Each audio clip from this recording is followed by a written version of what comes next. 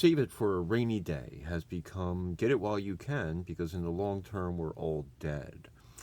I come from a time in which a lot of time went by in between having anything valuable. Every time I got a new toy or a new book I liked, I got to know it thoroughly by the time something new was introduced. There was video games too, and then later in life with music gear.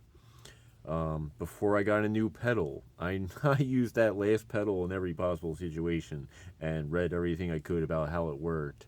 I could describe how and why my flanger worked before I got the wah pedal, and so on and so on. So I never liked the idea of running out buying a lot of music gear or computer stuff in one sitting because I really like when I integrate pieces into my system, I really like getting to know it thoroughly, one piece at a time.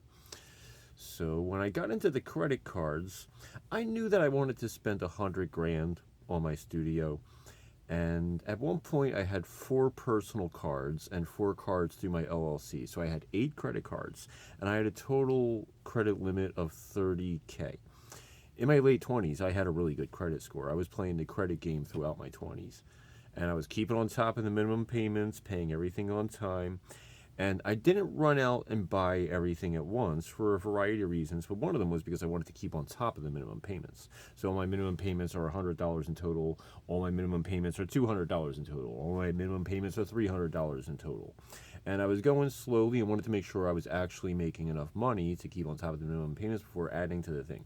So I had 30 grand in available credit. One of these cards was 10 grand by itself. I don't know why they're giving me access to that credit, but anyway, by the time the financial crisis of 2008 came, I think I might have been a quarter of the way through spending. I mean, I might have been, I don't know, I think I might have been 6 or 7 grand deep, just because I didn't run out and buy everything at once. I didn't max out all the cards in a single weekend. Sometimes it was a microphone, sometimes it was something else. A stand, a cable, little by little adding things. By the time the collapse came, by the time 2009 came or whatever, they're doing a credit crunch and they're lowering the ceiling on a lot of people's cards.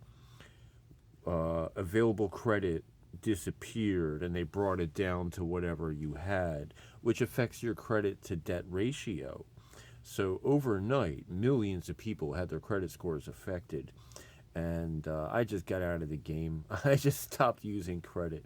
But anyway, that's one of the things to think about. If you have a long-term strategy and you're trying to do things in stages, hey, maybe there's benefits to just doing it as much as you possibly. Because if I could do it again and I knew what I know now, I probably would have did that spending a lot faster before all that credit was gone. But we'll have another cycle of that within a few years.